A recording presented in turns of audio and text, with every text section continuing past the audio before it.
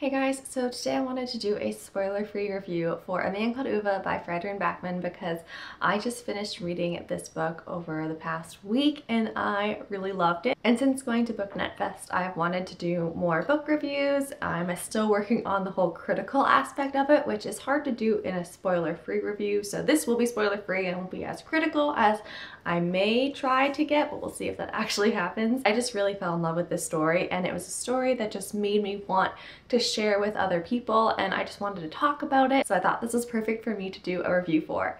Now, I know that this book has been out for a few years and it's a movie and everyone I feel like has read it. I'm one of the last people I think to finally get around to picking up this book. But if you haven't yet read this book, I want this video to kind of be an encouragement to you to pick this up because I do not think you would regret it at all. This book has been pretty well hyped. You've probably heard about it. You've probably heard that it's fantastic, and it's a little intimidating always going into a book that you think is going to be great because there's just this feeling of, I think it's going to let me down. So when I started reading this book, I was enjoying it okay, but in the beginning of the book, I didn't really understand what was going to be so incredible about it, and it just kind of sneaks up on you, this story. So just know, if you start it and you're in the first few chapters and you just don't get what the big deal is, just keep going, because it's as the story unfolds and as you see these characters develop through the whole story, that is when it really hits you and makes the big impact on you.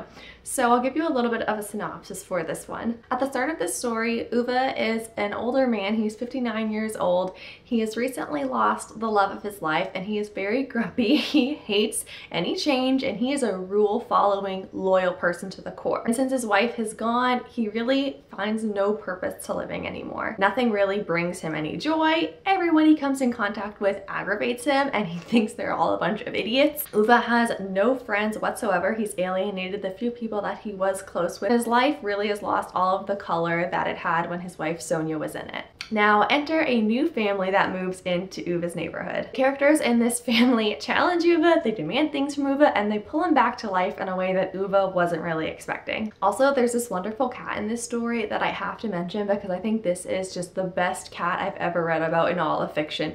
I wish this cat was real and could be my cat. And I'm not even really a cat person per se, but this cat had all of the personality and was so wonderful. I loved how Ove kind of begrudgingly took on and learned to care for this cat really against his will. And I think the phrase against his will is how you can describe Ove doing anything in this whole book. Ove's social commentary is honestly so spot on, but also hilarious that this book also had a ton of humor in it, and I found myself laughing just throughout reading this book, which was just such a fun experience when not only is a good book and pulls at your heart, but it's also hilarious, and I loved just being in Ove's head and following his line of thinking. It was so delightful how grumpy a person could be. One thing that I really liked about this story was that we did get flashbacks and we did get to learn about Ove's life when his wife was alive.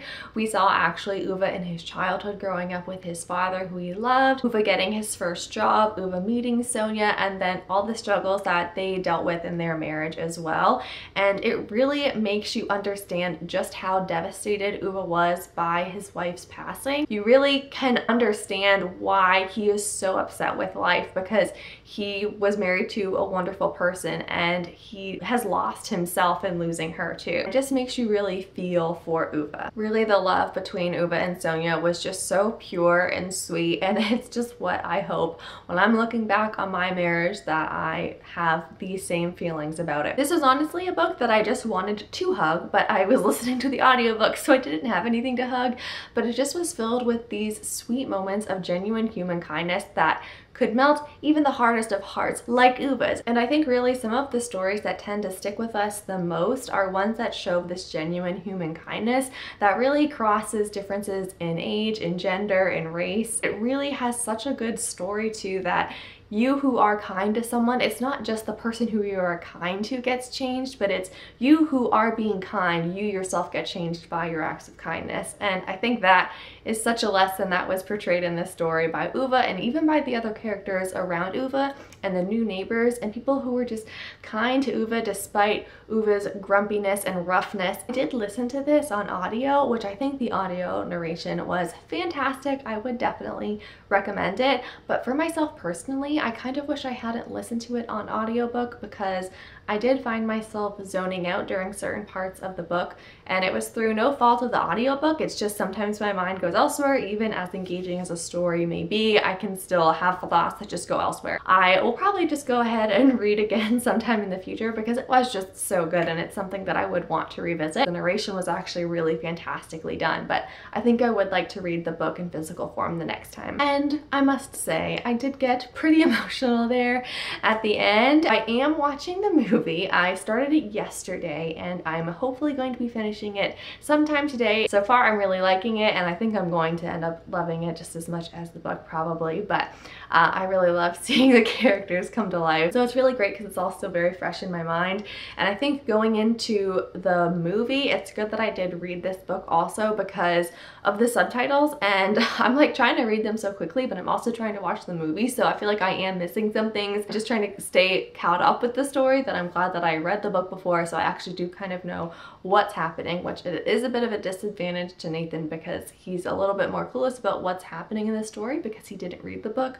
So just be warned, if you are planning on watching the movie, you may want to just read the book first, and it's a great book, so why not? I'm now going to read everything by this author because I also read Beartown by him and loved it.